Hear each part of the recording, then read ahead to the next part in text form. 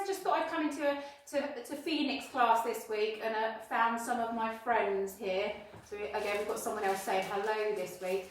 Oh, see, I'm taking him off gently. I won't throw him down last week, because last week I kind of tossed my shark on the floor and Mr. Jaw Sharky complained. So I will put him down very gently this week down here. There you go.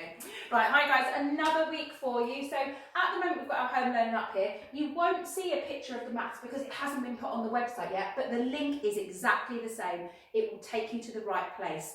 You may have found in the folder last week as well, there was a folder for a Friday challenge. We've been doing them here at school as well, which just gives you a few little different activities to have a go at for maths. So you will find that again in the folder this week. Now, I've enlisted my friend Mrs. Davies to help me this week with the English. We've swapped over, so let's just have a quick look at what we're looking at this week. There is a folder in our folder with 8 different pictures in. There's a whole range of pictures. We want you to choose one of those pictures. Now, I know Mrs. Davies has chosen the waterfall picture, so I'm going to click on the waterfall one for her and hand over to her, and she will explain what you're going to do. So there's Mrs. Davies' waterfall picture, and she will come in now. Hi there guys, lovely to see you. Now, I love a waterfall. My class will know that I find my most peaceful place is being by water. Now, what I need to be thinking about in this piece of writing is what I can see and what I can hear. Now, as all good authors, you're going to practice writing your notes first. So I had a go. This is my nice big whiteboard. I've got waterfall at the top because that's what I'm writing about. I've got the words hear and see. But you guys know I don't just want you to write one word. We're going to try and get those phrases in that we've been practicing in lots of our other writing. So you have a close look at your picture. So I can see the water. But the water's just, if you see the light, it's shimmering, sparkling water.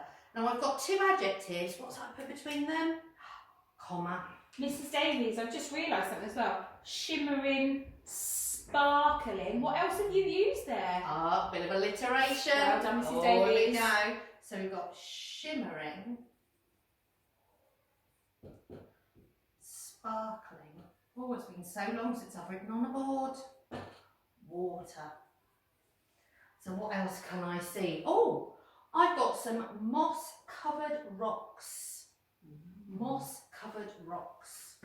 So moss covered or covered rocks. What could I hear?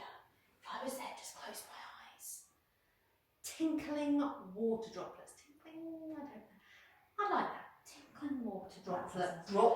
What you guys couldn't see then is both me and Mrs. Davies were stood here with our eyes closed, imagining we were standing right in front of that waterfall. So tinkling water droplets. I hope I spelled that right. My class will know I often get the dictionary out, and you guys can do exactly the same. If you're not sure, get a dictionary. You can practice writing it out. Ask someone else in your house. So what else, guys? So I've got water. Oh, I can see some leaves there, and they look like autumn leaves, which mean they'll be old and they'll probably be crunchy. Definitely crunchy. So I'm going to hear crunching leaves under my feet. Mrs. Davies, could I just, you know, in class we're always up-levelling our work.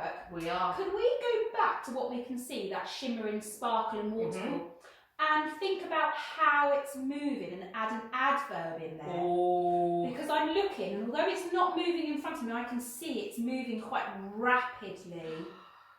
Water. So shall I put moving rapidly? Yes, you can add in moving. So I'm gonna... Or flowing. What about flowing? That's up levelling. Flowing rapidly. I like that. Now, what could we have? We've got the water crashing. Okay, like, oh, could we add like a stimuli in there? What would it be? Crashing. You've got the word crashing. Makes me think of drums, like crashing drums. Oh, I like water that. crashing like drums. Water crashing. That could be almost both sides as well, because you can hear that and you could see it, couldn't you, Mrs. Davies? So Maybe put an arrow. Oh, good idea. Water crashing like drums. And you guys can keep going. I'm sure you can come up with lots of ideas, because at the moment it's a start, but it's not going to give me enough to write a little paragraph about it. So see how many ideas, and like we say, just try and picture it in your head as well, especially for that hearing one. What do you know that is similar to that? So just going to get those ideas. Now, I know in a minute Miss Northcott's going to show you an example, just to give you an idea about how to change these notes into sentences. Remember, we have to use all those things we know about 5-star sentences to change them. Going to hand over. See you later, guys. Hi. So what I've done is I used some of Mrs. Davies' ideas, and we've just put a little example here of a paragraph. Let's have a look. In front of me is a majestic flowing waterfall crashing down rapidly upon the hard, wet rocks. I can see towering trees reaching up to the sky behind the raging water. So you can see there, I've tried to use as many of my adjectives, my verbs, my prepositions, my adverbs as I can to make my writing exciting. So maybe I'd do a paragraph on what I can see and a paragraph on what I can hear. And again, if you want to draw a picture to go with it, draw your own picture of a waterfall. That would be fantastic. And please keep sending us that as well. Be amazing. Now, if we go down, I'm going to keep going down. We've got our topics. How did those bridges go last week? I wonder how many coins yours actually held. I'm still waiting to see how many Mrs. Davies held. I reckon she probably only got about 5. We'll see then. And then we've got some other things this week. Now, our topic for history this term is going to be the Egyptians. Now, it's one of mine, Mrs. Davies and Miss Harvey's favourites. We absolutely love the Egyptians.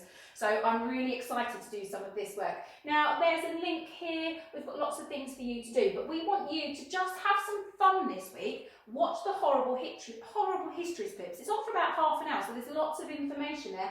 And I'd like you just to jot down anything you find out. Or maybe you could do something that we usually do at school, where before we watch the video, we write down what we think we already know about the Egyptians, then watch the video and write down in another colour every new thing you learn, because there is so much about the Egyptians that I bet you don't know about it. It is really great and it's really fun. We've got another one here, our science. Miss Harvey's told me that we're going to be moving on to light and shadow. So we've got another video here, because they're always fun to watch, and this one is about making your own sundial. Because did you know that you can actually tell the time using the sun? Sounds a bit silly, doesn't it? Not just a normal clock. But this video gives you an idea of how to make your own sundial. You can stick it out in the garden and you can use it to help you tell the time. Just another fun activity if you have a go at. And remember, you don't have to do all of these activities, but doing a couple a week will keep that mind active. Great to talk to you again, guys, and we'll see you again soon. Bye-bye.